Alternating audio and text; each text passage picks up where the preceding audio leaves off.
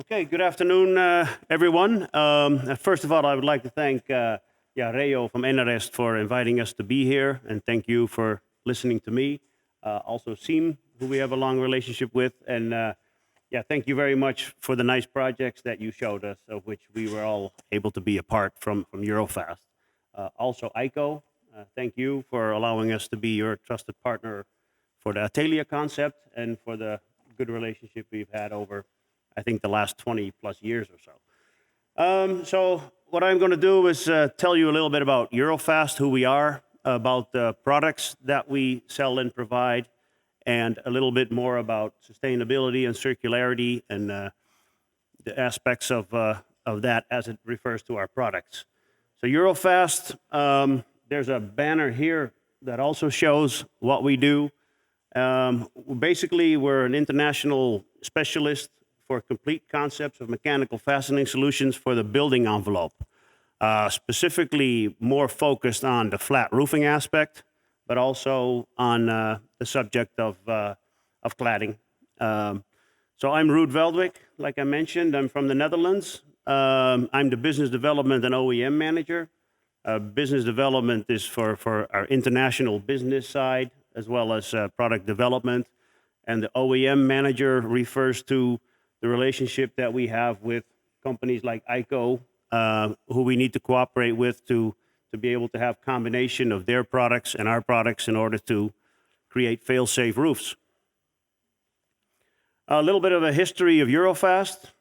We've been around now for 45 years. Over the years, with acquisitions and development, we've broadened to become a lot more than the small company that we were in 1977 in the Netherlands.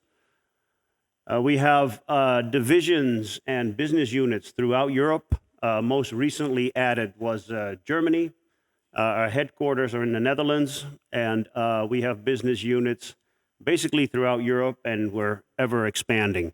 Where we don't have a specific division or a business unit, we work with reliable distributors like Enerest, who are our partners to provide assistance locally. Besides me, with us today also is Dominic Warkolowski. He's walking around in the back. Hi, Dominic. He represents Eurofast in the Baltics, so he's the partner for Reo and Siem as far as projects and any kind of support that he needs from us. Coming to what we do. We do a lot ourselves. We're very involved in the general flat roofing business because, even though it's only a fastener, the fastener is basically a really essential compound of a roof system. Every aspect of a flat roof is important. The insulation has to insulate, the waterproofing has to keep the water out. But the fasteners, when you're talking about a mechanically fastened system, basically hold down the whole system. Even though it's, as you're talking about insulation or waterproofing membrane, the fasteners are generally only about 2% or maybe 3% of the cost, but regardless of that, a very important product. So what do? We make products, which I will show you a little bit later, but we also do a lot to provide technical support. That's a lot of what Dominic does. It's what we do throughout Europe for different partners or for ourselves. On-site support, we do a lot with pull-out tests, especially in renovation projects. The substrates are not always reliable, so we need to test to make sure that they're adequate, and so that we can apply the right kind of fastening system to make sure that the system will maintain its purpose over many years. We make wind load calculations. In many cases, the membrane manufacturers or even roofing companies or distributors will make them themselves. But we make them, I think we make on average about 400 or 500 wind load calculations per month throughout Europe. So we need to be up to date on all kinds of local specifications, anything that could influence the local regulations or guidelines. We already talked about that a little bit. And we also do a lot, I've seen some examples passed today that if you have perhaps a concrete substrate, you'll need to do to create a slope, and they do that with tapered insulation. And if you're talking about mechanically fastened systems, you'll need different lengths in combinations in order to do that. So flat roofing products, that's the focus of today. And traditionally, if you looked at how insulation or waterproofing was attached when you're talking about mechanically attached systems, it was often a screw and a metal plate. Over the years, that's evolved a bit, and most of what we do now is called a tube fastening system, which I will tell a little bit more about. Basically, it exists of a screw. The screw can vary depending on the type of substrate or what you need to attach to, and the tube with different diameters of the head, which I will explain later, to hold down insulation and or membrane. So again, what's a tube fastener? It's a combination of a metal screw or nail and a plastic tube for insulation and or membrane attachment. Another aspect of a tube fastener generally is that it's a telescopic fastening element. If you have softer insulation, you want to be able to have the telescopic effect. And it also helps eliminate the negative effect of thermal bridging. Thermal bridging is something that I will come back to specifically later in the presentation because it's a very important aspect of roofing today. So the history of the tube, I'm not going to make a big story about it, but they've been around since the late 70s, early 80s. The concept was actually first developed in Scandinavia, not by us. We started dealing with tubes in the mid-90s. So the roofs that we have been involved with, where we supplied tube fasteners in around 1995, 1996, they're still around today. Another aspect, when you're talking about sustainability, circularity, etc., the roofing fastener sometimes need to outlast the actual roof itself. Because what happens in many situations, there's a certain buildup of insulation and the membrane is attached, and they will, in a renovation product, add insulation and redo the top layer, which means that the fasteners holding down the original system will still be there.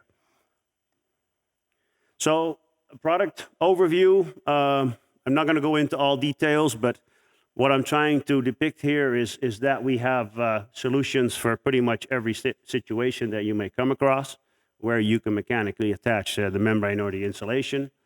We have blue tubes and black tubes. They're different. One is polypropylene and the other one is from polyamide. They have different qualities, performance issues. So with different kinds of membranes and different applications, one may perform better than the other. So we can do both. Again, some examples, basically for when you're attaching insulation or when it's a bituminous system, they often revert to a bigger head diameter. It's changing all over Europe. In many countries, they will only use the small tube to actually do the insulation as well. But it also depends on local regulation. And we're not able to influence it. We can only follow it and do the best we can to provide what's locally necessary. So for when you're talking about membrane attachments, obviously on the left, the traditional metal plate, which is still not obsolete. It's still being used in many areas for many reasons. The blue, polyamide, the black, the polypropylene, and on the right, kind of an innovative product with pins. It has you can create a higher wind resistance depending on the strength of the membrane itself, because we can make a super duper fastener, but if the membrane is not able to withstand the capacity, then there's no use in using it.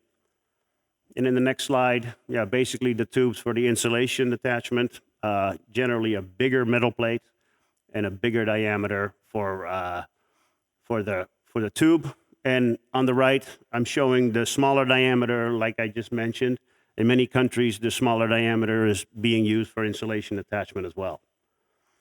So in order to applicate these products, we have a whole line of setting tools, depending on different combinations, metal plate, screw combination, or tube with the screw combination as well. And these can all be installed automated.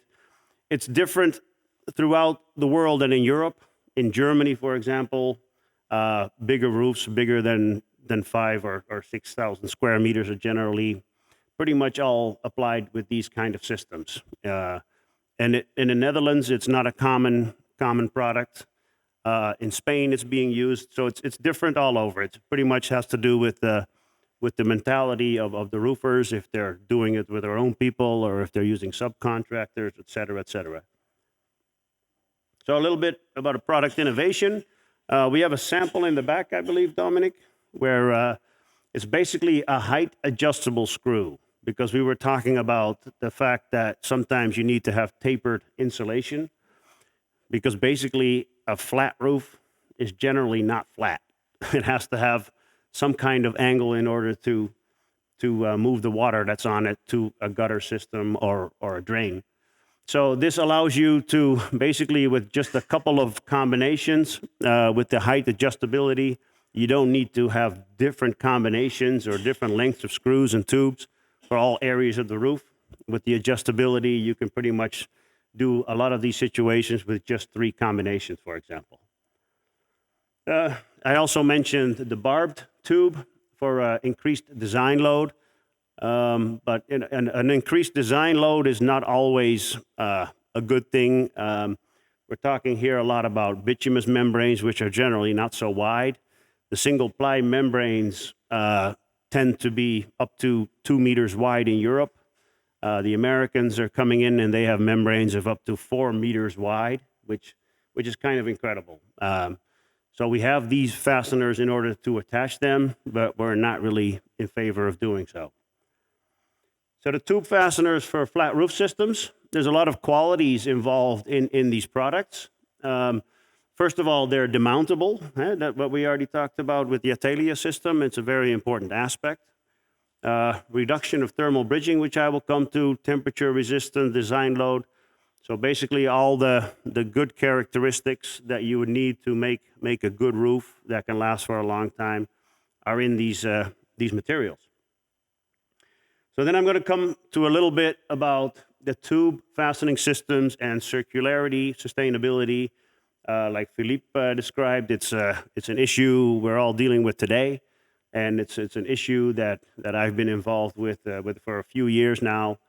And yeah, we're on the good side of things, because basically mechanically fastened systems are easily demountable. So that has a value. They're long-lasting systems. Like I already said, a lot of times our fasteners will even outlive the waterproofing system that's been applied.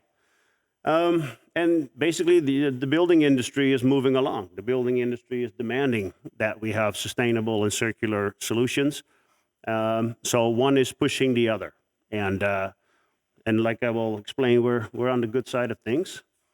So because, you know, one of the things that we've seen the last years in Europe and globally actually is that insulation demands are increasing. Where originally the tube fastener was developed in Scandinavia, a climate similar to here, where insulation thicknesses were increasing in order to keep the cold out. It's also just as relevant actually in warmer climates in order to keep the warm out of the building. More and more as countries are developing, there's air conditioning along with heating, so the effect works both ways. Types of insulation, you may need the telescopic effect. Mineral wool, for example, is very compressible, and that will need a telescopic effect. And the thickness of insulation is relevant, even though, if you have an insulation and you're going to attach it mechanically, you're going to actually lessen the effectiveness of the insulation, because you are actually putting something through the insulation. You're creating a thermal bridge. But what I will show you is that the use of a tube fastener will strongly deduct the amount of negativity that it brings when you're doing so.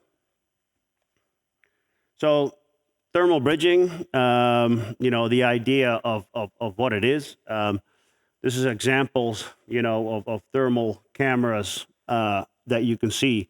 And you can basically see, where the heat is leaving. A thermal bridge, I found actually a good description also called a cold bridge, heat bridge, or a thermal bypass, is an area or component of an object which has higher thermal conductivity than the surrounding materials, creating a path of least resistance for heat or temperature transfer.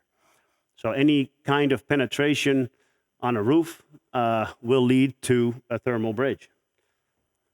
So these are examples of what you come across when you look at traditionally made roofs. On the left is an example of you can see actually where the metal plates are under the membrane. You can, because the temperature from inside is influencing the temperature of the screw to the outside and the other way in as well. And then the right, an even better example because there's snow on it and you can exactly see what happens. If you were to take the same picture on the right and you had applied the correct tube fastener, you would not see any effect of this.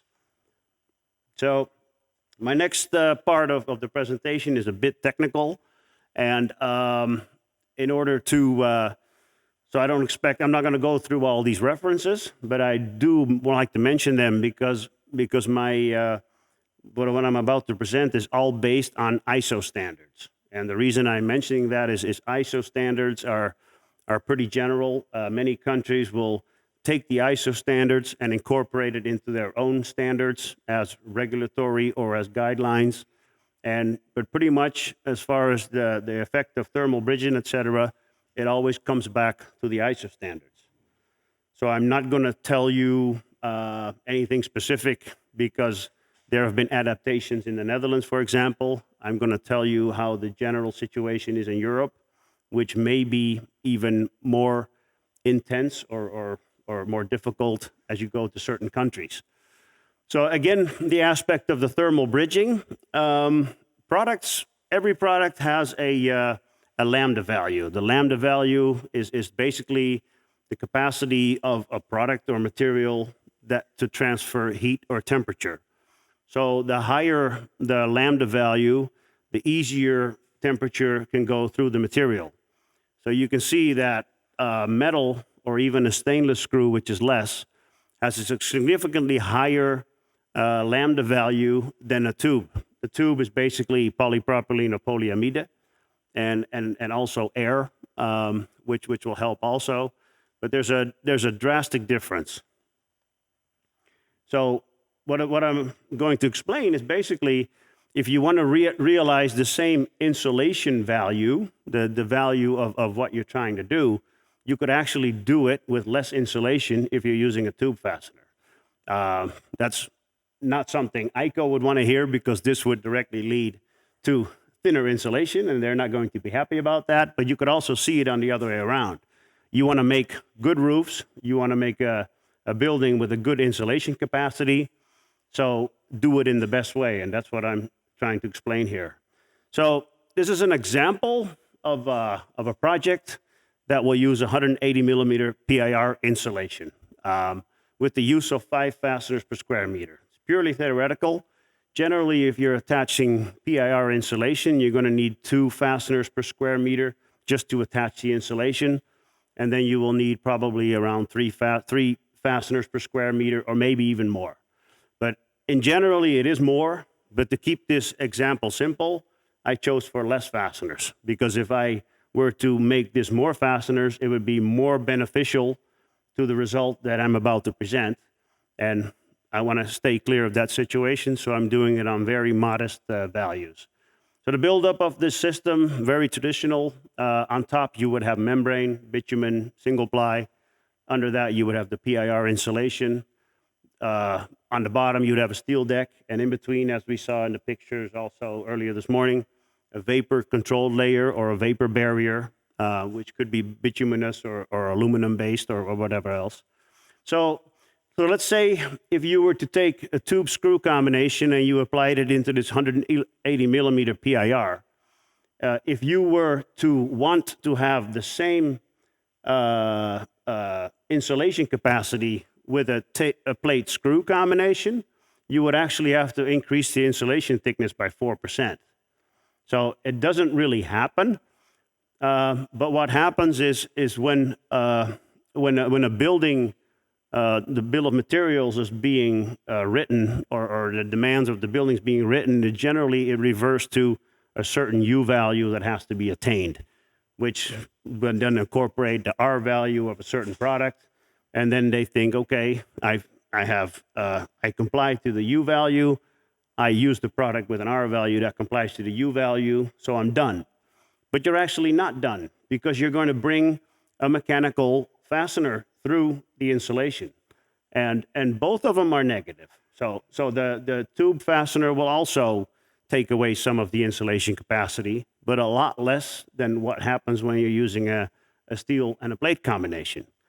So basically, let's say you were to use 187 millimeters, which is very difficult because I know we're not going to be able to find 187 millimeter thick insulation, but it's purely theoretical. Then you would actually increase the U value by 5% if you're using a tube screw instead of a plate screw. And that's what this example is all about, is to help make people aware that, insulation is important. It's very relevant in the time that we live in. Energy is more expensive and scarce, and we're in a crazy time. So we want to insulate as good as possible. So the awareness is very important. So these are certain examples these are based on what an application generally looks like. For example, in the German market with 120 millimeter PIR, mineral wool has a higher lambda value than PIR, for example. So you're going to need thicker insulation. But what you see here is that the effect is about the same. You'll have 3.5% more insulation thickness necessary with a plate screw combination compared to a tube screw combination. And if you were to turn it around, you're actually helping the situation by using a tube screw combination. So the waterproofing trend, we've already talked about that a bit this morning. Overlay renovation may lead to extra insulation. Demountability for easy recycling of all components, as in the Atelier system from ICO, is very important. The tubes are polypropylene or polyamide. It's very important that we use virgin raw materials to create these products. In the process, similar to the ICO membrane, in the process of producing these tubes, we're actually also recycling within the production of virgin raw materials that are being used in the production process to do so. But the plastics can easily be reused for other purposes over years. It's difficult to at this time because we've been using the same formulas, the same raw materials, and the same suppliers to create the tubes that we use for over 10 years. It's not something you really want to mess with. You need to have the proven reliability. We want to stick with that. So we don't have the solution yet that we can use recycled material in our own process. And we don't want to do so. I mean, we're working on it, and we don't know how long it's going to take, but we need the assurance that what we're doing is good. So there's a bit of involved here, the structural stability. So the tube fasteners, the structural stability, I've explained it. It's not as easy as just grabbing a tube fastener and some insulation and a membrane and put it together and you have a great roof. No, you need the wind load calculation. You need the testing that's involved. We do a lot with testing with different membrane manufacturers. We need the assurance together with them that we're making good roofs that are stable and reliable.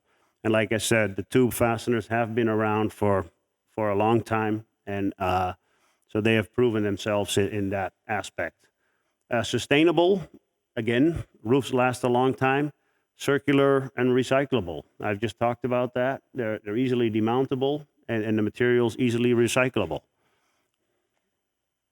So that's basically my presentation. I think I'm shorter than the rest. Teil on küsimusi, palun.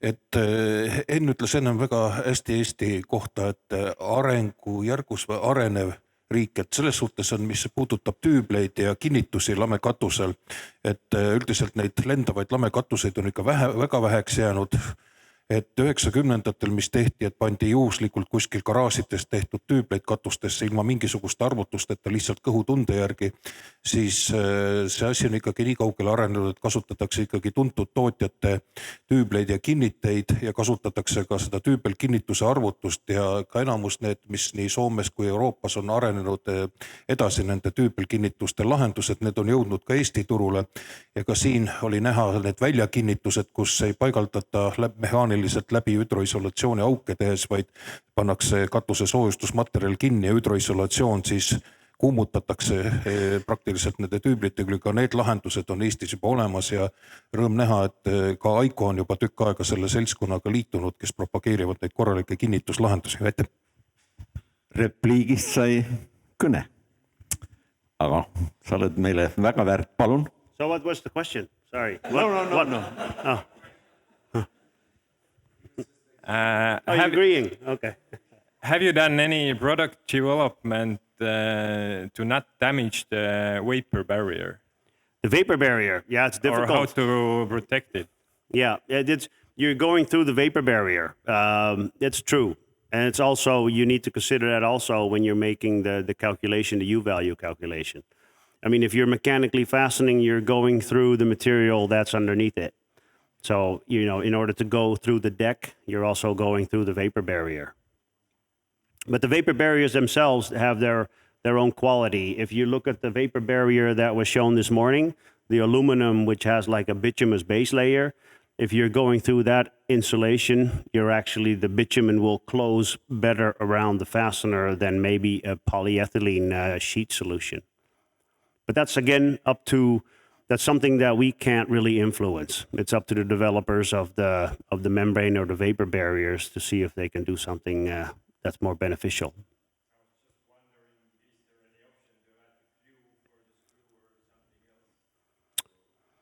Yeah, well, I mean, glue has, in our world has it's not demountable or difficult demountable, different to separate from the material that it's glued to. So in circularity and in sustainability aspect, glue is something that we kind of want to stay away with. And so I don't have a solution, no, unfortunately.